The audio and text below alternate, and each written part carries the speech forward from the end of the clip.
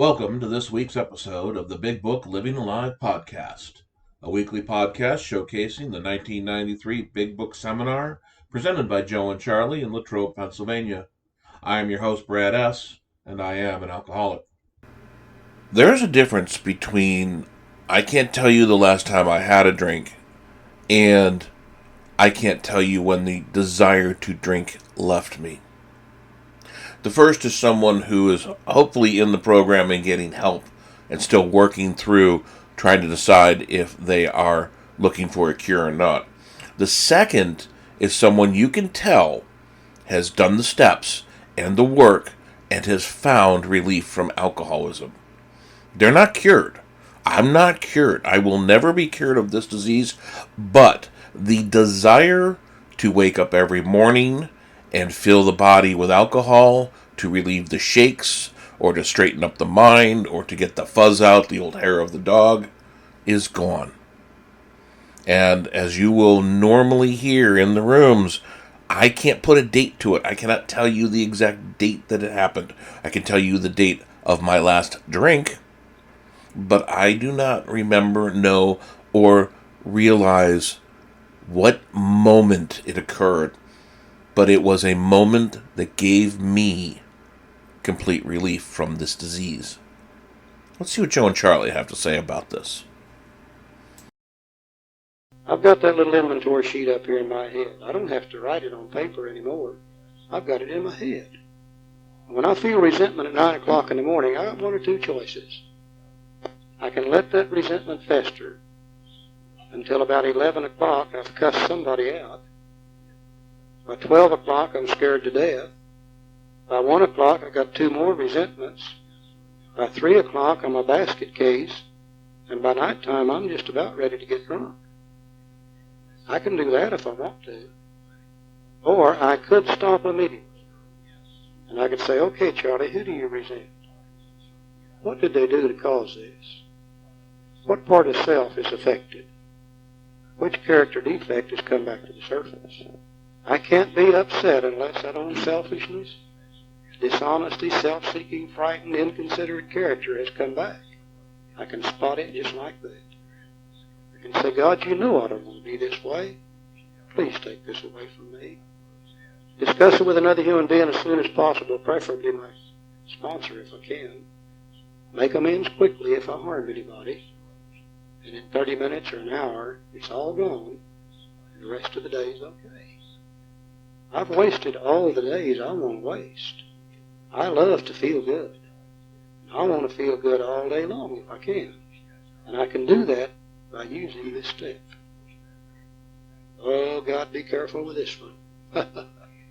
Because if you buy into this idea, then that means you really are responsible for how you feel, for what you think, for what you say, and for what you do. Now that we know how to handle this, if I'm filled with resentment and matter and hell, that must be because that's the way I want to be. If I'm full of fear, then that must be because that's the way I want to be. If I'm doing things that hurt other people, that must be because that's the way I want to be. I don't have to be that way anymore if I don't want to. And let's face it, once in a while I do want to be that way. There's times I love to be mad. Because when I'm mad, I can romp and stomp and raise hell with other people, and that gives me a comfortable feeling of superiority over other people. Sometimes I like to be afraid. Because when I'm afraid, I can use that fear to rationalize and justify not doing what I ought to do, and just as importantly, I can use it to justify doing things that hurt other people I shouldn't be doing anyhow. But when I do it anymore, I don't enjoy it like I used to. Somewhere in the middle of it, I catch myself and I say, okay, idiot, you're doing it to yourself again. If we do 10 the way the book says, we will continue our growth until we move into another dimension that we never dreamed existed. Now, after you do step 10 for a while, due to the growth factor within it, you come to an entirely new set of promises. There's a set of promises on page 84 and 85.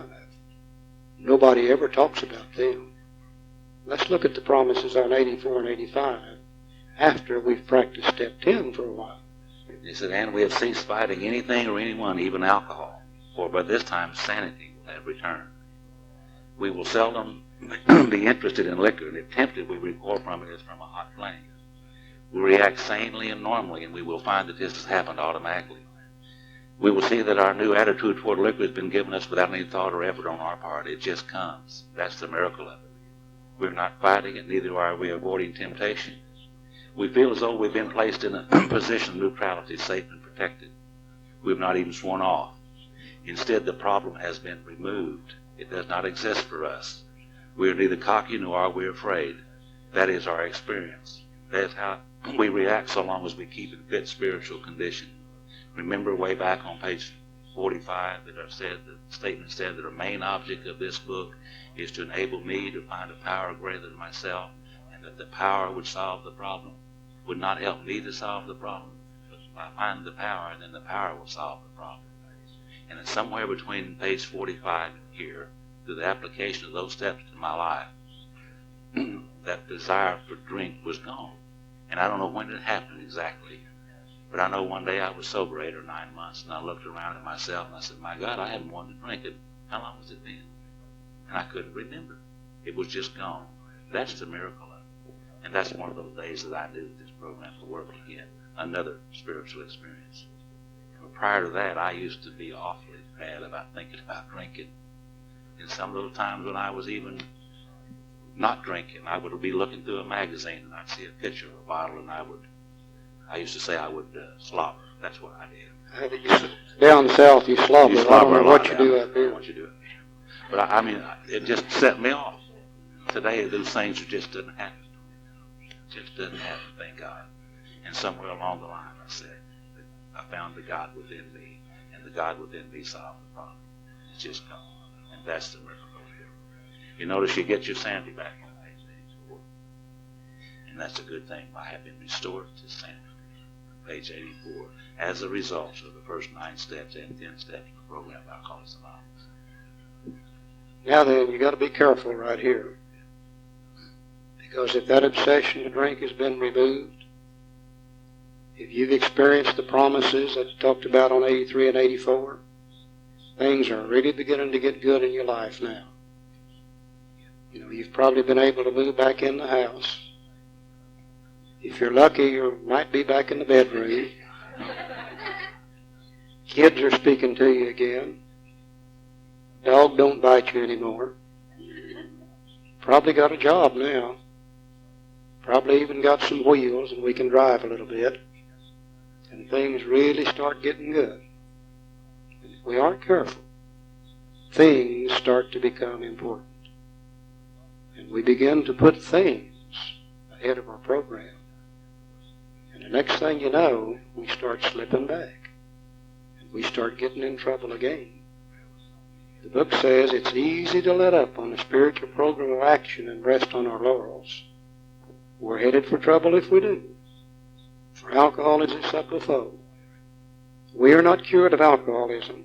What we really have is a daily reprieve contingent on the maintenance of our spiritual condition. Now there's the word maintenance. One day at a time, not over a prolonged period. Every day is a day when we must carry the vision of God's will into all our activities. How can I best serve thee, thy will, not mine, be done? These are thoughts which must go with us constantly.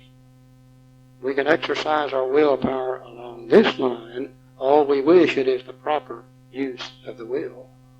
See, willpower was no good as far as not drinking is concerned. But now that we've got our will straightened out, we can begin to exercise our willpower for the proper purposes, trying to find the vision of God's will in all our activities. What does He really want for us to do? Can He give us the power necessary to do those things? You know, we now come to another step, step 11. It said, much has already been said about receiving strength, inspiration, and direction, not suggestion, from Him who has all knowledge and power. If we've carefully followed directions, not suggestions, we've begun to sense the flow of His Spirit into us. To some extent, we've become God-conscious. We've begun to develop this vital sixth sense. But we must go further, and that means more action. Now they're talking about a sixth sense of direction. Now, everything I know on a conscious level, I've learned through 5 senses of direction. I can see, I can smell, I can taste, I can hear, and I can touch. Those are the normal 5 senses of direction. And everything I've learned on a conscious level, I've learned through one of those 5 senses. But there is another sense of direction called a sixth sense of direction. And if I could learn how to tap into that sixth sense of direction, I could learn how to tap into all the knowledge and all the power of the universe. And if it's true that God has all knowledge and all power, and I'm convinced that He does, and if it's true that God dwells within me, and I'm convinced that He does, then that means within myself somewhere there's all the knowledge and all the power that I could ever possibly need to handle any conceivable situation, if I could learn how to tap into it. Remember back in Appendix 2 when it said, when we become aware of the fact we've tapped an unsuspected inner resource of strength that we presently identify probably as God as we understand Him with a higher power. It's long been known that that knowledge and power is there, and it's long been known how to tap into it, and it's long been known that you do that through prayer and meditation. And most of us, when we come to AA, we're entirely, completely bankrupt in these areas. I knew nothing about meditation, period. I knew very, very little about prayer. Even being raised in church, when I got to AA, I only knew 2 prayers. One went like this: now I lay me down to sleep, I pray the Lord my soul to keep, and if I die, but I don't like that prayer anymore. That's dealing with death, and I'm really not into that. The other prayer that I used, and I probably you used it too, went like this: God, if you get me out of this damn mess, I swear I'll never do this again.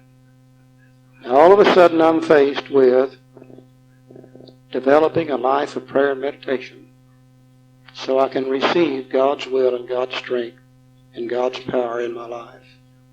It would seem to be an impossible thing to do.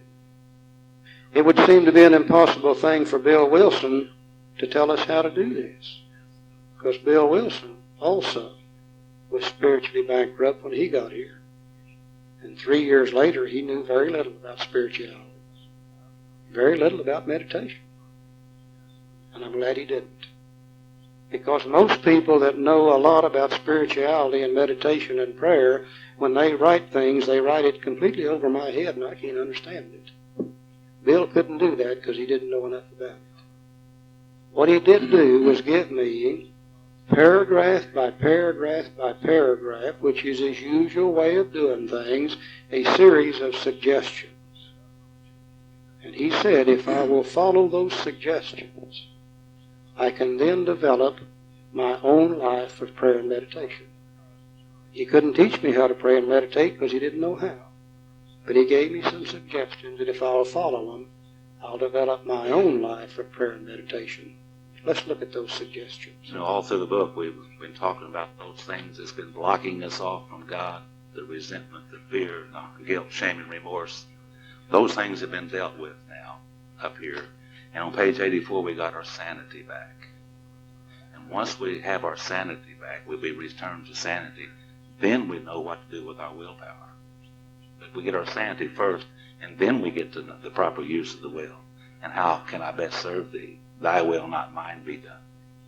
Now, these things work real good anytime. But step 11 officially works real good when you got peace of mind and serenity and all those things that dealt well. It says step 11 suggests prayer and meditation. We shouldn't be shy on this matter of prayer. Better men than we are using it constantly. It works if we have the proper attitude and work at it. And it would be easy to be vague about this matter. Yet we believe we can make some definite and valuable suggestions. As Charlie said, Bill didn't know any more about prayer and meditation than we did. He was on his... So now that I have that daily relief from the urge, what am I going to do to keep that? And that's what this week's episode kind of touched on. Is we have today That old song, We've Got Tonight, by Bob Seger. We have one day at a time. That's it. I cannot make up for what I did yesterday unless I'm making an amends or restitution. And I cannot know what I'm going to absolutely be doing tomorrow. I can make plans. But I can control today. One of the nice things about the program, and it was mentioned early in this episode, is I can reset it every day. I do like how they talk about not being a nighttime program. You only do this at night. Oh, I'm going to go ahead and say my nightly prayers, and I'm going to figure all this out. Look, things happen during the day. I've had to reset myself a number of times. And the nice thing is, I can do it. I have the tools. I know that if I get aggravated or a little bit of stress, or if I'm not joking as much as I think I should be because life is pretty good for me right now, then I need to reset my day. And sometimes that reset is a quiet moment of reflection in the house, or it could be just shutting up and listening to the radio in the car. It could be people watching. It could be anything that keeps me... Actually, I should state that. Anything that gets me refocused. I don't put things in my body to make me do things, make me feel big, make me feel important, make me feel like I can do anything. The old King Kong, King Alcohol. But I can control when I'm starting to feel a little stressed and reset my day, and that is my daily reprieve. I hope you enjoyed this week's episode as much as I did. If you'd like just the raw Joe and Charlie portion of the podcast, that is available on our Patreon site. The link to that is available on our website or in the pinned comment. Until next week, this is the Big Book Living Alive Joe and Charlie podcast.